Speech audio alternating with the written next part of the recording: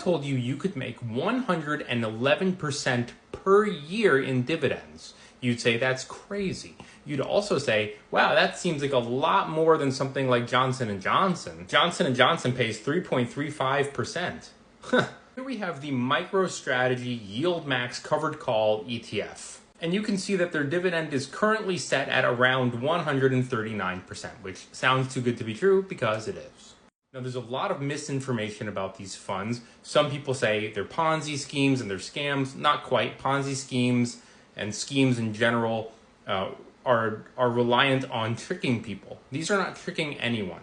One of the things about them that make people think that they're frauds or scams or Ponzi schemes is something called a return of capital, which means sometimes the dividend, if they can't meet the higher premium that they expect, they will just return some of your money to you, which makes people go, oh, it's a Ponzi scheme.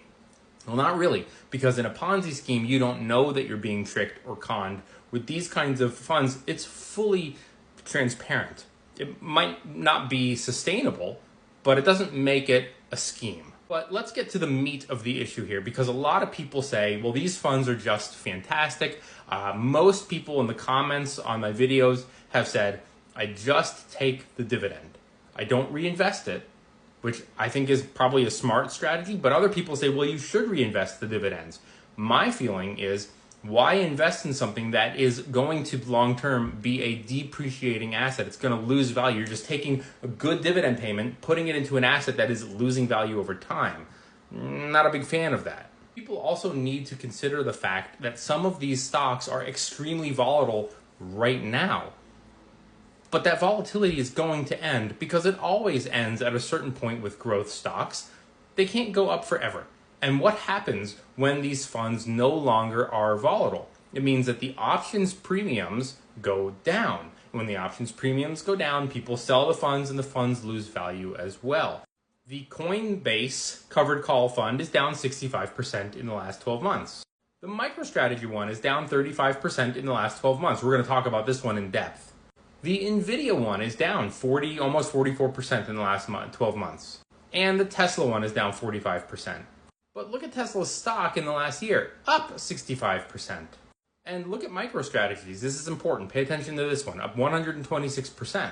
So here's what we have. The whiteboard is back.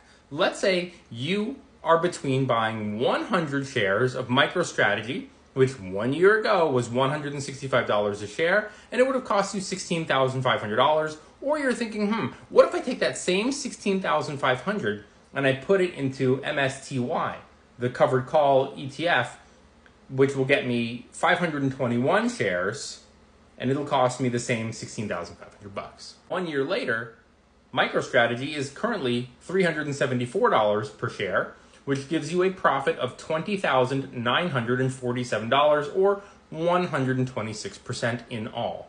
But YieldMax's MicroStrategy covered call ETF pays 139%. So wouldn't this be the better deal? Not quite. See, now first we have this. Today, June 2025, MSTY is $20.59. It was $31.69. That is a drop in 35%, or a drop of 35%, which means you have a loss of $5,779 on your initial investment. It's now worth $10,721. The mistake a lot of people make is they say, well, the dividend makes up for it because the dividend is 139%, right? Now, these are the last 12 dividend payments going back to, I think, July of 2024, and you can see here that they fluctuate quite a bit, but the average is 111%, which gives us an average dividend of $28.64 for the full 12 months. And remember, you have 521 shares, which means you make $14,921 in dividends. But you lost $5,779 from the fund losing value. This means, that your total profit is actually $9,142, or a percentage gain of around 55%.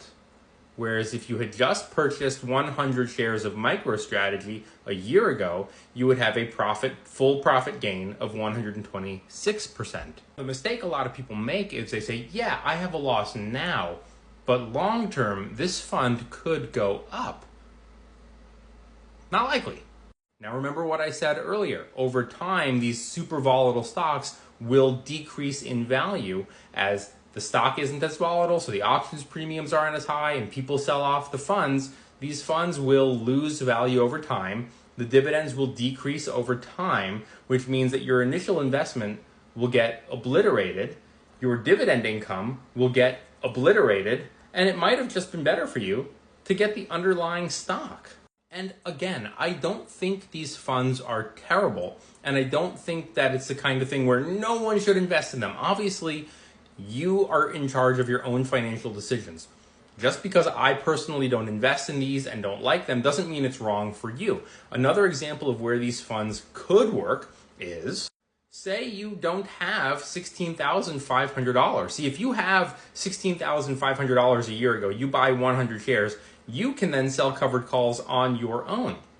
But you need to be able to afford 100 shares because one contract equals 100 shares. So if you don't have $16,500, you can't sell covered calls. So you buy 10 shares of MicroStrategy. You can't sell covered calls. You can't generate premium or income, which means that then this might be a good idea for you to put in your portfolio, maybe. I can't decide for you. They look good on the surface, but dive a little deeper and you realize, plus they could have higher taxes and they have high fees. Make sure you smash that follow if you want to learn how to invest and avoid yield traps. See you later.